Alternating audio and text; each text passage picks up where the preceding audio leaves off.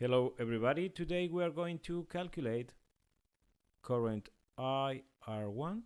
We're going to get it from current divider theorem.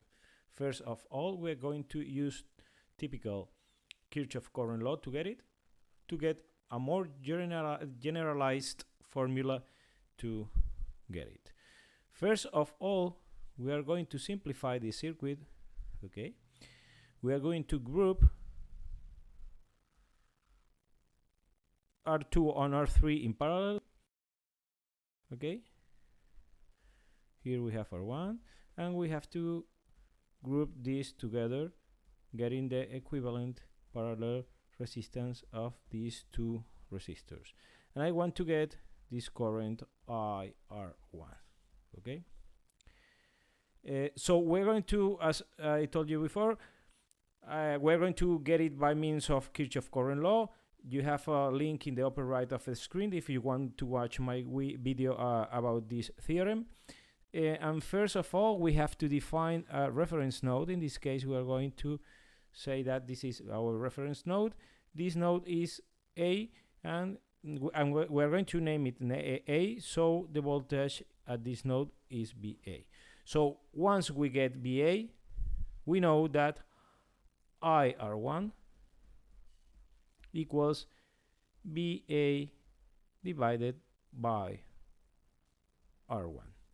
Okay, so to use Kirchhoff current law, we have to draw currents getting into the node and coming out from the node. For example, I call this I. This is the one I wanted to calculate. I name it IR1, and this one I'm going to name it IR equivalent. So Kirchhoff current law states that the incoming nodes of currents of the node equals the outgoing currents from the node. So I equals IR1 plus IR equivalent. IR1 is VA minus V0 divided by R1 plus VA minus 0 divided by R equivalent.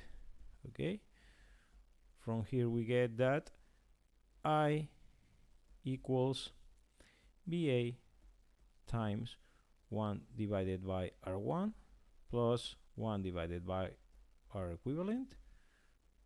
Or if we manipulate this, we can get that this equals VA times R1 multiplied by R equivalent divided by R1 plus R equivalent. Okay, from here we get that VA equals I times R1 multiplied by R equivalent divided by R1 plus R equivalent. Okay, so substituting this here, I can get current IR1. So IR1 will be VA multiplied by 1 divided by R1. This and this are gone.